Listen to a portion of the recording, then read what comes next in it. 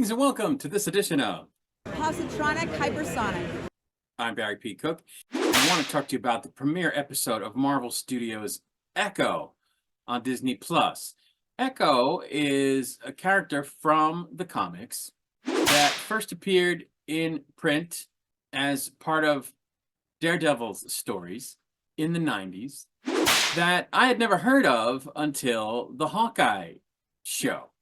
And I didn't think much of the character. I thought it was a sort of non-entity type of character that was just on that show and didn't really amount to anything and that we weren't going to hear from again.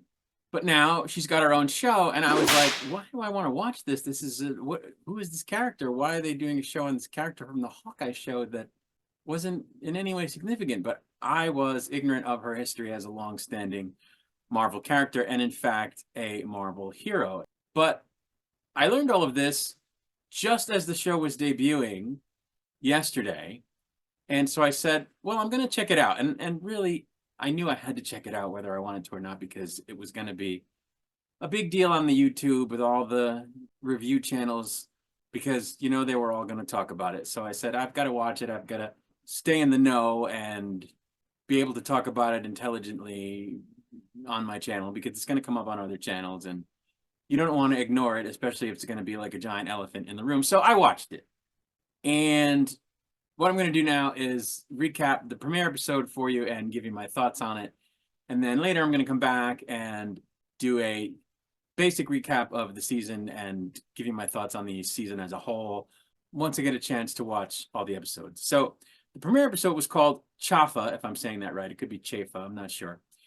And as it started, some women were stepping out of weird watery holes in the ground in some kind of cave, wearing crazy, like, caked on makeup from head to toe. And then one of them drank water that made the patterns on her body glow, at which point a bird landed in one of her hands before flying away, seemingly in response to the fact that an earthquake was starting and that the cave was, as a result, caving in. The ceiling of the cave was caving in, seemingly crushing everyone there.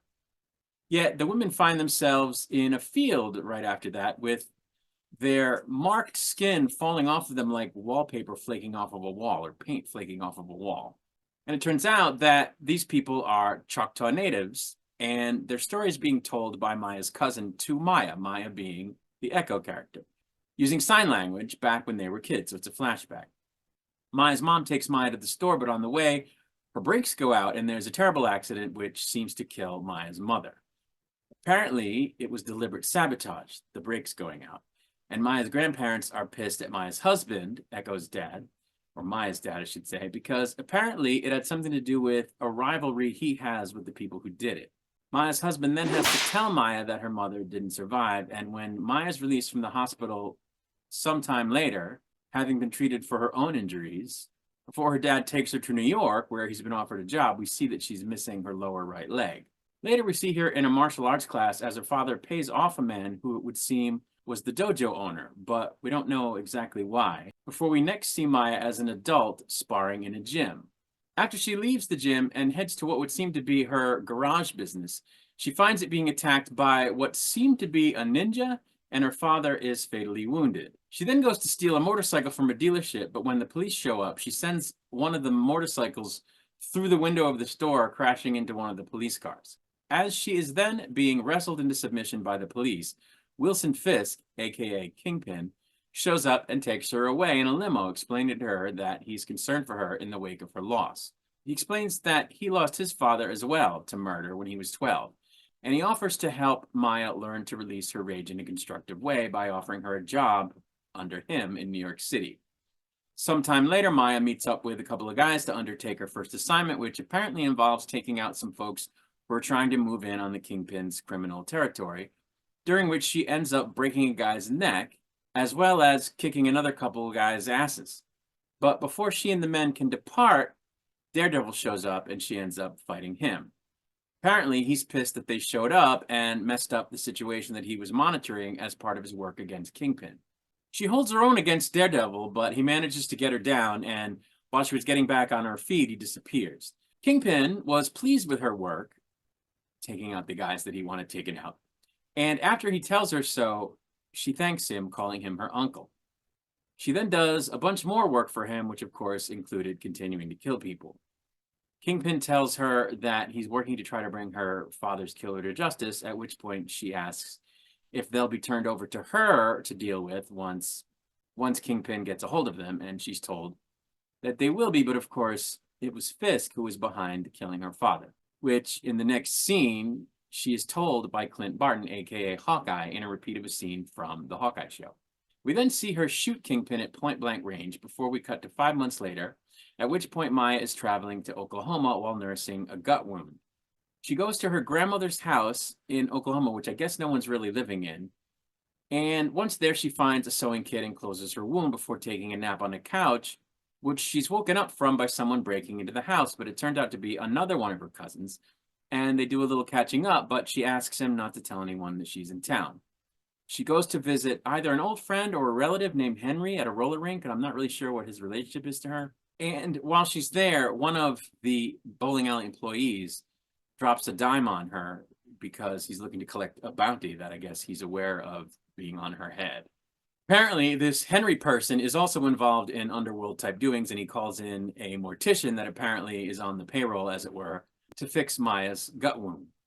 Maya then goes with this friend or relative to the top of a water tower in town and looks through a telescope to observe her cousin from the beginning of the episode, before then showing Henry a Fisk Industries building, at which point she explains that she wants to be the new Kingpin, as it were, which he doesn't like the idea of because he doesn't want to bring a war on that scale to his town where the people that he loves are. Before the episode ends, we see that Fisk survived the shooting and is in the hospital, apparently missing an eye. And that's where the episode ended. So I was very pleasantly surprised watching this show. I really enjoyed the premiere episode. I thought the action sequence when Maya goes on her first job was crazy cool. There were a lot of very long continuous shots used in that sequence, and it was very John Woo and very well done. Seeing Daredevil, of course, was awesome.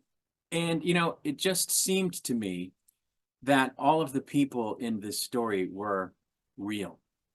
They come across as very real, and the world that they're all inhabiting just seems very real. And I just really got a cool vibe from all of it.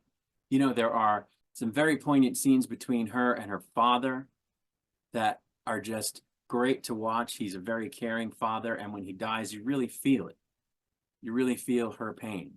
You know, you really feel like there's a connection between her and Henry, though you really don't know what it is. There's a strong connection there.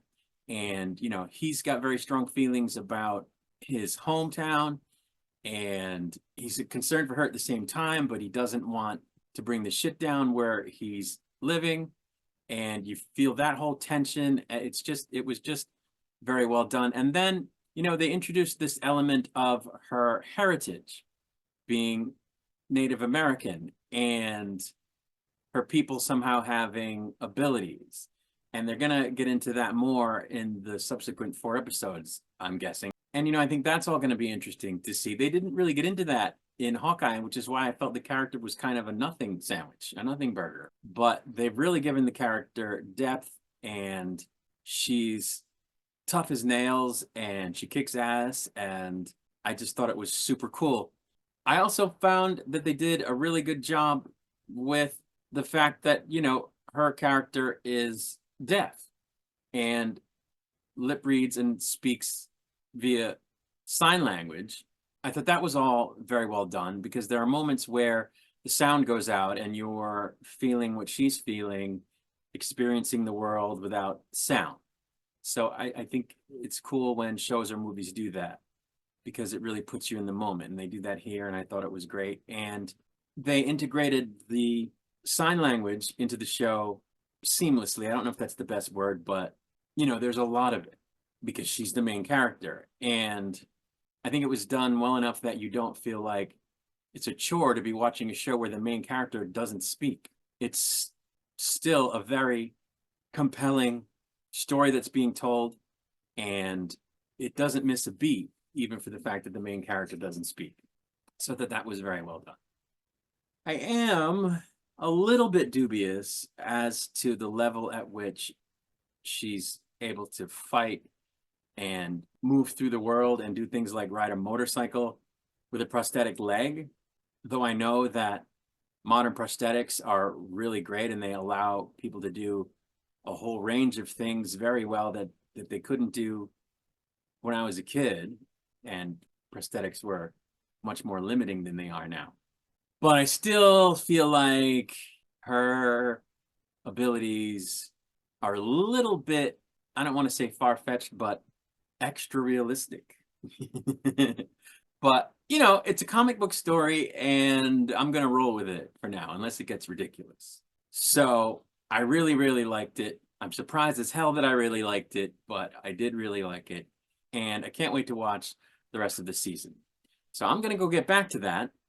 And I'll be back in short order with my overall recap of the season and my review of the season on the whole. I'm going to get out of here for now. Until I return, I wish you peace and long life.